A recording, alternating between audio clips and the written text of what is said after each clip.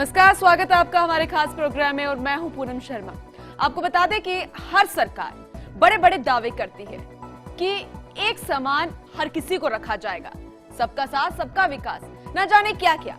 लेकिन जमीनी हकीकत कुछ और ही क्यों होती है? क्यों वो दावे पूरे नहीं होते जो दलितों के उत्थान के लिए किए जाते हैं? क्यों वो आज भी ऊंच नीच भेदभाव और दबंगों के अत्याचार से पीड़ित है? सवाल इसलिए है क्योंकि आज भी प्रदेश में इस तरह की तस्वीर देखने को मिल रही है, लेकिन किसी को दिखाई नहीं देती। लेकिन दलित आखिर कब तक सहे? आज बात इसी पर, लेकिन सबसे पहले बात करेंगे करोड़ों पर भारी कुपोषण की, क्योंकि हर साल मर रहे हैं हजारों कुपोषण के शिकार। करोड़ों रुपए हर साल खर्च करती है सरकार, लेकिन सरकार के कुपोषण खत्म होने के दावे खोखले ही साबित हो रहे हैं और कांग्रेस भी हर सरकार पर अब इस सरकार पर निशाना साधती हुई नजर आ रही है और मुद्दा बेहद गंभीर भी है। और इसलिए सबसे पहले बात इसी पर कि करोड़ों खर्च लेकिन कुपोषण जस का तस।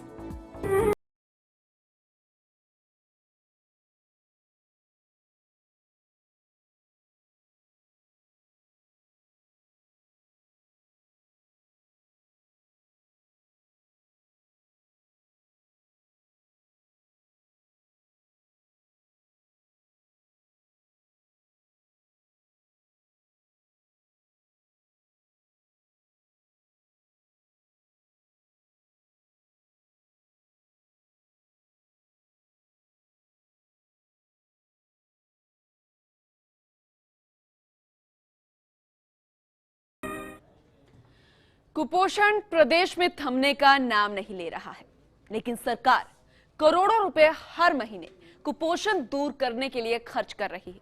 इसके बावजूद आदिवासी अंचल में कुपोषण का कहर लगातार जारी है। प्रदेश के 1 दर्जन जिलों में हालात भयावह हो गए हैं। मासूमों पर मौत का खतरा मंडरा रहा है। स्मार्ट सिटी और डिजिटल इंडिया में सहयोग देने वाला प्रदेश स्वस्थ राजस्थान के तौर पर देश में उभरने के बजाय कुपोषण की जंग में हारता नजर आ रहा है। एक रिपोर्ट देखिए। प्रदेश के आदिवासी जिले में कुपोषण से किसी मासूम की मौत पर सियासी रोटियां तो सेकी जाती हैं, लेकिन कुपोषण को रोकने के लिए ठोस प्रयास नहीं होते। अशिक्षा, अंधविश्वास के कारण 12 जिले के शहरिया क्षेत्र शाहाबाद, किशनगंज में आलम ये है कि कुपोषित बच्चे को एमटीसी में भर्ती कराने की बजाय झोला छाप डॉक्टर्स को दिखाया जा रहा है। ये बेहद शर्मनाक है। कमोबेश यही हालात बारां, डूंगरपुर, उदयपुर, राजसमंद, प्रतापगढ़, करौली, धौलपुर सहित श्री गंगानगर, कोटा और बूंदी में बने हुए हैं। अगर महिला एवं बाल विकास विभाग और चिकित्सा विभाग, जिनमें 1.5 लाख से ज्यादा कर्मचारी हैं, और कुपोषण के रोकथाम के लिए किए जा रहे खर्चों की बात करें तो 100 करोड़ रुपए प्रति माह खर्च किए जा रहे हैं, यानी हर घंटे 12.5 लाख रुपए कुपोषण की रोकथाम के लिए खर्च किए जा रहे हैं। इधर झोला छाप डॉक्टर्स की वजह से उचित इलाज के अभाव में ये बच्चे दम तोड़ रहे हैं। कुपोषण का कहर थमने का नाम नहीं ले रहा। आंगनबाड़ी केंद्र महज दिखावा ही साबित हो रहे हैं। बावजूद इसके विभाग के मंत्री सुधार का दावा कर रहे हैं। नहीं, हम जो बच्चे अति कुपोषित होते हैं या मदर बीमार होती है उनको एमटीसी सेंटर्स पर रेफर करते हैं। हमारे यहाँ प्रत्येक डिस्ट्रिक्ट हेडक्वार्टर पर 20 कैपेसिटी के एमसीटी सेंटर्स बने हुए हैं और उनमें सभी में हमारी आंगनवाड़ी वर्कर्स की रिकमेंडेशन के आधार पर वहाँ भर्ती होती है। मैंने भी इस बात का पता लगाया। माननीय राजेंद्र जी राठौड़ साहब ने भी एक कम्युनिटी सर्वे कराया था। उस कम्युनिटी सर्विस में जो रिपोर्ट्स आई, उन रिपोर्ट्स के आधार पर हमने उन डिस्ट्रिक्ट्स पर विशेष ध्यान दिया है जहाँ पर इस प्रकार की प्रॉब्लम थी।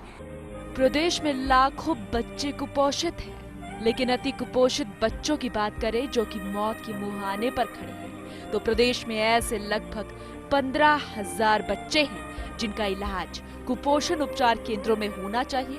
खासकर आदिवासी जिलों की ये भयावह तस्वीर है। संयुक्त राष्ट्र का भी कहना है कि भारत में हर साल कुपोषण के कारण मरने वाले 5 साल से कम उम्र वाले बच्चों की संख्या 10 लाख से भी ज्यादा है। एसएएफ की रिपोर्ट बताती है कि भारत में कुपोषण जितनी बड़ी समस्या है, वैसा पूरे दक्षिण एशिया में कहीं और देखने को नहीं मिला है। दक्षिण एशिया में भारत कुपोषण के मामले में सबसे बुरी हालत में है। राजस्थान और मध्य प्रदेश में किए गए सर्वेक्षणों में पाया गया कि देश के सबसे गरीब इलाकों में आज भी बच्चे भूखमरी कुपोषण के कारण अपनी जान गंवा रहे हैं। तो वहीं प्रदेश के चिकित्सा मंत्री इस तस्वीर को झुठलाकर सब्ज बाग दिखाते नजर आ रहे हैं। कुपोषण से हारती जिंदगी की ये तस्वीर सरकारी दावों पर तो सवालिया निशान लगा रही है। वहीं आजादी के 7 दशक बाद भी अगर झोला छाप डॉक्टर्स के जाल में जिंदगियां दम तोड़ रही हैं, तो ये हमारी शिक्षा प्रणाली को भी कटघरे में खड़ा कर रहा है। मासूम जिन्हें प्रदेश का भविष्य होना था, वे अपनी सांसों के लिए संघर्ष कर रहे हैं और इनके लिए करोड़ों रुपए खर्च करके भी कुपोषण जस का तस है। फर्स्ट इंडिया के लिए जयपुर से लाल सिंह फौजदार की रिपोर्ट। सरकार लाख दावे करे, लेकिन राजस्थान में अब भी निर्धन तबके के लोग कुपोषण के शिकार हो रहे हैं। ताजा मामला बांसवाड़ा से भी सामने आया, जहां पर कुपोषण के करीब 15 केस सामने आ गए, जिनमें कई में तो हीमोग्लोबिन की मात्रा जानलेवा स्तर पर पहुंच गई है। कुपोषण का मामला सामने आने के बाद कांग्रेस को भी अब सरकार पर निशाना साधने का मौका मिल गया है। कांग्रेस ने कहा कि मरीजों के सामने आने पर साफ है कि अभी राज्य में कुपोषण पांव पसारे हुए हैं और ऐसे में सरकार के कुपोषण दूर करने के लिए कई स्वास्थ्य सेवाएं शुरू करने के दावे खोखले साबित हो गए हैं। राजस्थान में पानी सबसे कम है। यहाँ की मिट्टी कहीं पर तो उपजाऊ है, कहीं पर बहुत कम उपजाऊ है। मिट्टी भी काम की नहीं है, कहीं रेत के टीले हैं। इसीलिए यहाँ पर कोई पौष्टिक, ज़्यादा पौष्टिक की जो फसलें हैं वो कम होती हैं। और इस तरह के ज़िलों में सरकार की तरफ से पौष्टिक तत्व से मिले हुए अनाज, आटा, तेल, फोर्टिफाइड, इस तरह की व्यवस्था होनी चाहिए। लेकिन इस सरकार को कोई मतलब नहीं है। ये तो भीड़ लेने में मशगूल है और डॉक्टरों की हड़ताल है, कोई भ्रष्टाचार में लिप्त है और सरकार मस्त है। इतने ज़्यादा कुपोषण के शिकार बच्चे हैं, महिलाएं हैं, आदमी है। टोटल जो जहाँ पर खून का हीमोग्लोबिन का स्तर 11 से लेके 15 तक होना चाहिए, महिलाओं का 14 के करीब होना चाहिए, वहाँ पर 1.5 बच्चों का जो एडमिट है मरने के कगार पे, 4.3, 5.2, 2.4, इस तरह के परसेंटेज ऑफ हीमोग्लोबिन महिलाओं के और बच्चों के खून में है।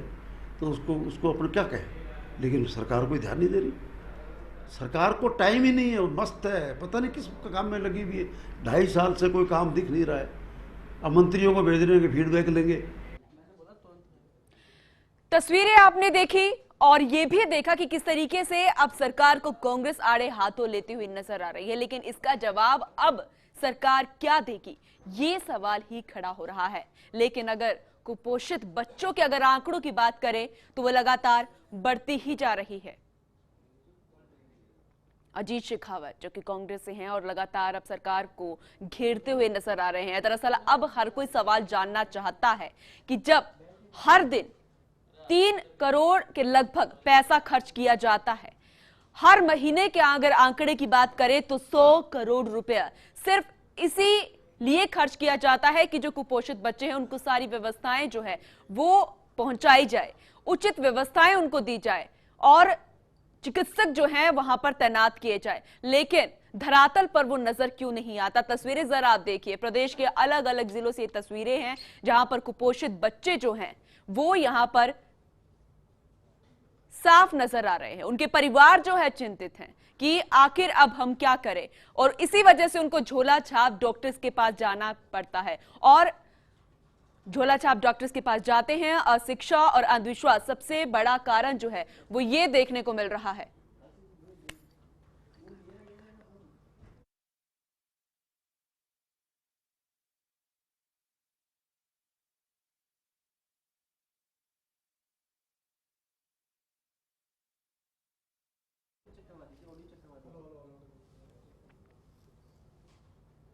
तो आपको बता दें कि ये कुपोषण के शिकार बच्चे जो हैं वो लगातार दम तोड़ते जा रहे हैं। वजह है झोला छाप डॉक्टर्स के पास ये जा रहे हैं और सही व्यवस्थाएं वहां पर नहीं होती है और सही इलाज नहीं मिल पाता, जिस वजह से अब दम तोड़ते बच्चों का आंकड़ा बढ़ता जा रहा है और उससे ज्यादा बड़ा आंकड़ा है कुपोषित बच्चों का।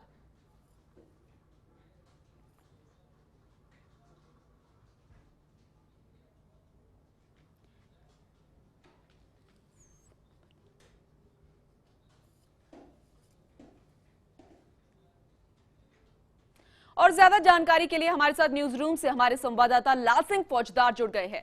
लाल सिंह, आखिर क्या वजह क्या सामने आ रही है? हर महीने 100 करोड़ रुपया यहां पर खर्च किया जा रहा है। अगर दिन की बात करें तो लगभग 3 करोड़ या शायद उससे ज्यादा। क्यों नहीं यहां पर आंकड़ा जो है वो बढ़ता जा रहा है, क्यों नहीं थम रहा?